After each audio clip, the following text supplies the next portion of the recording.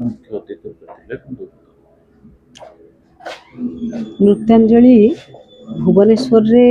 चलीथिबा एक ओडिसी नृत्य संगीत एवं वाद्य शिक्षा अनुष्ठान दीर्घ वर्ष धरी अनुष्ठान शह शह संख्यार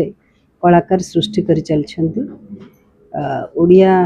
ऐतिह्य परंपरा संस्कृति आधारित एवं यही नृत्य शास्त्रीय नृत्य क्षेत्र रे पश्चिमी संस्कृतिर अनुप्रवेश को रोकबारे यथार्थ भाव में सक्षम हो पारे एक अनुष्ठान निश्चित भाव में कठोर परिश्रम सहित विकल्प विपरीत परिस्थिति थाई मध्य कला संस्कृति को दीर्घस्थायी करने बजाय रखापी एवं आग को बढ़ावाई ये अनुष्ठान कार्यरत अच्छा